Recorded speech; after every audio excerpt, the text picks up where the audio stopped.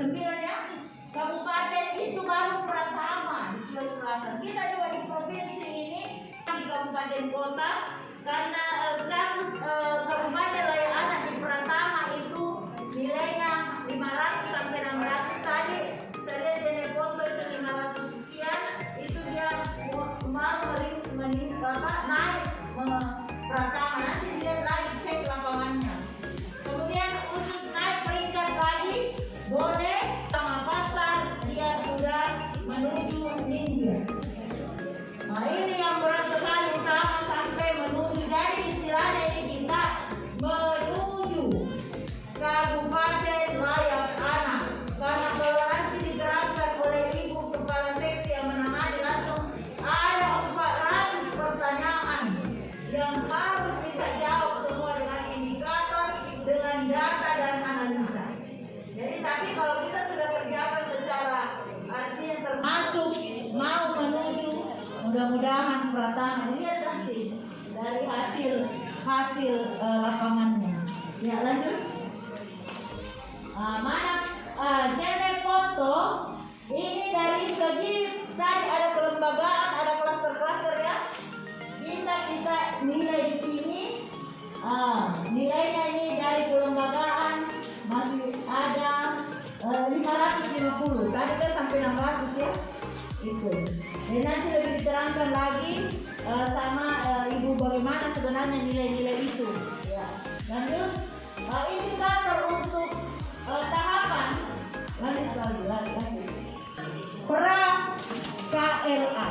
Jadi indikator KLA, pengumpulan data berbasis untuk profil KLA, pembentukan gugus tugas, ini tahapan-tahapannya. Kemudian jangan sampai undang-undang perlindungan anak dengan peta perlindungan anak belum tersosialisasi dengan baik di masyarakat, sehingga masih banyak terjadi kekerasan dan penelantaran terhadap anak. Punya anak sendiri, korban dan pelakunya anak. Kemudian peran serta forum atau kelompok anak, itu tadi dilibatkan forum anak. Karena setahu saya di foto, alhamdulillah forum anaknya sangat aktif dan luar biasa sekali. Di sinilah forum anak perlu dilibatkan sebagai apa? Pelopor dan pelapor. Ini sangat dibantu kita di kecamatan sampai di tingkat desa. Forum anak itu perlu Pak kita perkuat agar betul-betul dia sebagai pelopor di wilayahnya. Kalau saya tidak siap tiba-tiba langsung ada media lokal Surakarta untuk masyarakat termotivasi bagaimana keterlibatannya dalam lanjut. Ya lanjut. Pertama ya, gugus tugas itu dipimpin langsung oleh kalau di provinsi gubernur Bapeda. Mana Bapeda di sini? Ada Bapeda? Ada Bapeda Bu? Sibuk. Ada Bapeda ya? Sibuk. Sibuk. Ya walaupun begini Pak. Barangkali bukan cuma Sulawesi Selatan, barangkali juga bukan cuma kabupaten, seluruh di Indonesia, karena kondisi memang kita berjalan lombakan saat ini ya. Ada fokus kegiatan kita bagaimana nanti melibatkan seluruh pihak yang stakeholder CSR itu juga kan yang harus kita ini bagaimana membawa masyarakat yang peduli anak. Ada perlindungan anak terkait berbasis masyarakat PATBN. Kemudian usaha Asosiasi Perusahaan Sahabat Anak Indonesia. Ada itu. Bidang pemberdayaan perempuan di sini salah satu media yang sangat digemari oleh lokal warga Jeneponto.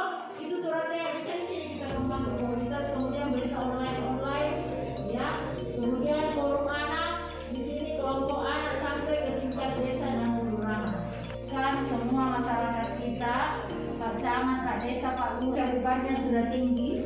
Kemudian prevalensi gizi, mulai gizi buruk, gizi kurang, stunting, ini juga menjadi perhatian dengan apa yang kemudian kemudian air minum dan sanitasi dan kekerasan KPR 3. Ya, kalau bisa di puskesmas itu kayak tidur orang tua, ada yang berimunisasi, ada yang sehat ini, ya itu diharapkan dia mendapatkan fasilitas anak. Kemudian bagian sakit juga mendapatkan kelengkapan. Kemudian di sini tadi sudah saya sampaikan ya bagaimana format evaluasi di pendidikan. Ya. 12 tahun termasuk anak-anak yang ada berhadapan dengan hukum. Ini salah satu program inovasi yang kami saat ini di provinsi kembangkan adalah pensil ayah. Berhadapan hukum tak perlu sekolah, tidak mungkin putus sekolah di dalam pembinaan, jadi harus diberikan hak-haknya. Karena walaupun dia melakukan suatu berhadapan dengan hukum, tapi harus terpenuhi. Dia harus bermain, dia harus mendapatkan haknya. Kemudian sekolah ramah anak, pusat kreativitas anak, itu semua difasilitasi oleh forum anak ya.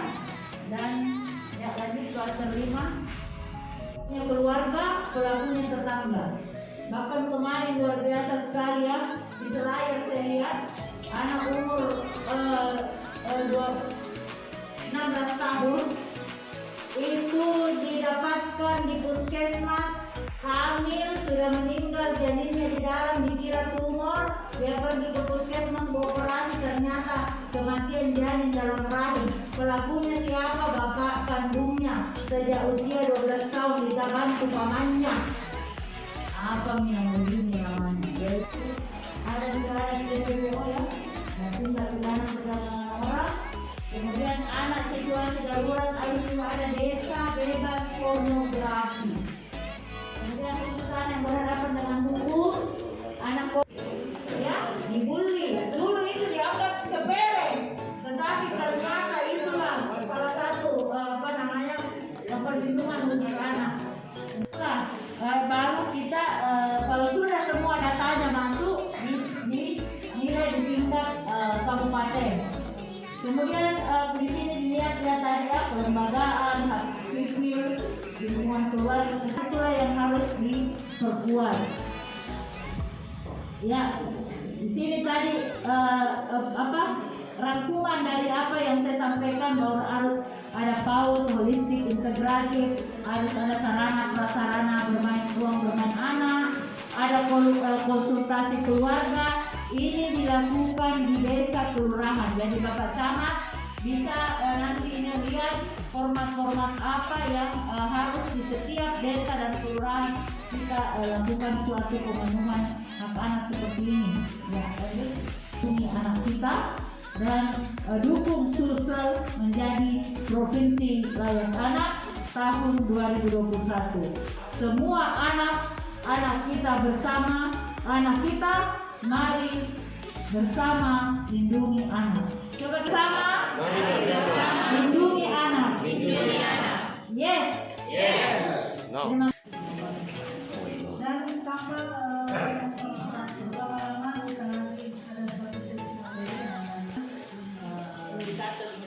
indikator yang akan dipakai dalam pembinaan. Oleh karena itu kami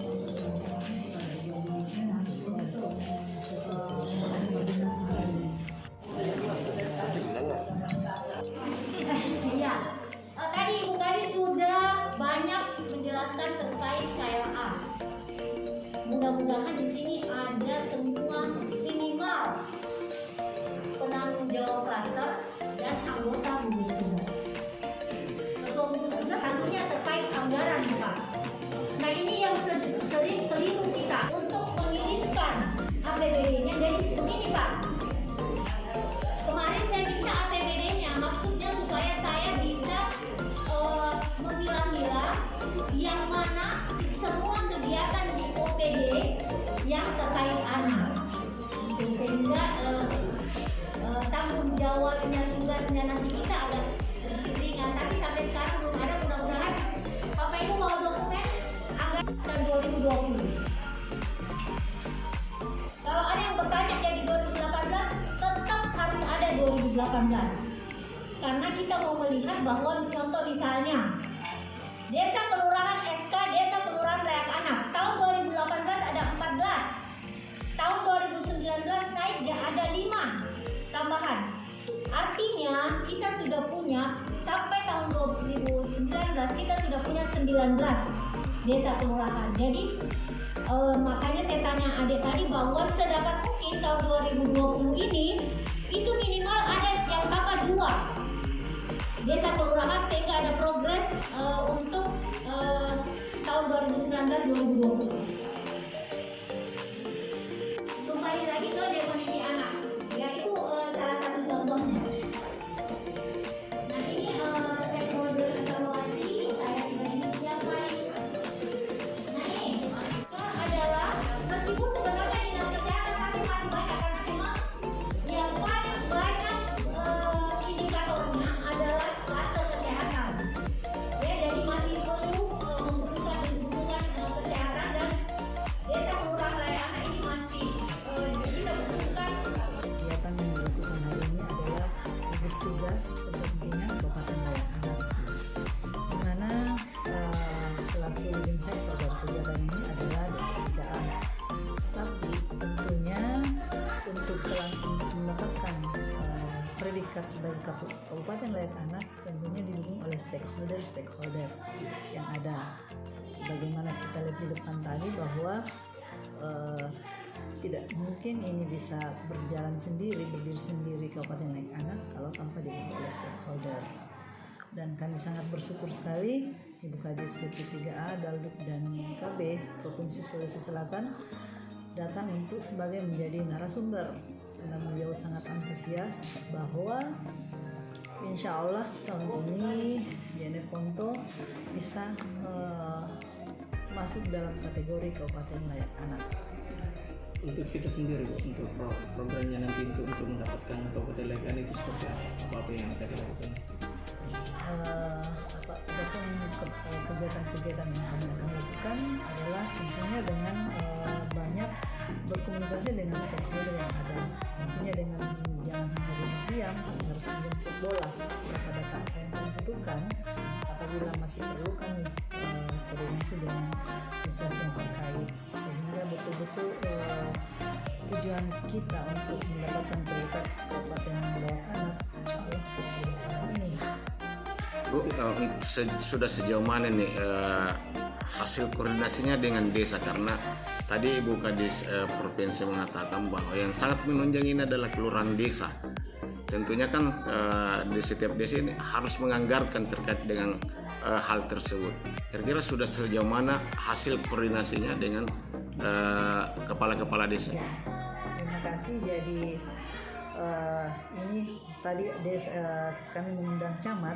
Tentunya dengan adanya camat tersebut akan mensosialisasikan ke desa-desanya mengenai apa-apa yang dibutuhkan untuk kan ada desa layak anak, kecamatan layak anak, kemudian kabupaten layak anak. Dan yang lebih penting lagi bahwa di Kabupaten Jeneponto ini kita sudah ada perda tentang kabupaten layak anak, yaitu perda nomor 14 tahun 2019 tentang kabupaten layak anak. Kemudian juga perda nomor 8 tahun 2017 tentang perlindungan anak. Maka daripada kabupaten layak anak ini tentunya dimulai dari desa. Dan rencana nanti kita akan membuat satu pilot project untuk desa layak anak dan kelurahan layak anak.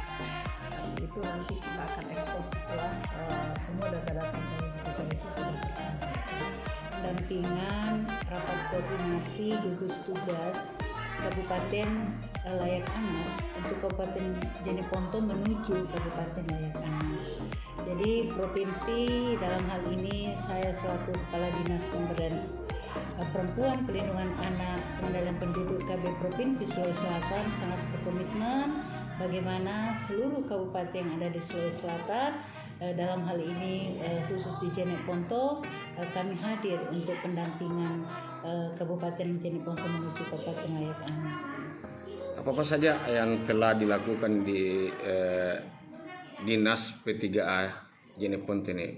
Jadi khusus untuk pemenuhan hak anak Kabupaten Layak Anak itu kebetulan leading sektornya itu Dinas Pemberdayaan Perempuan.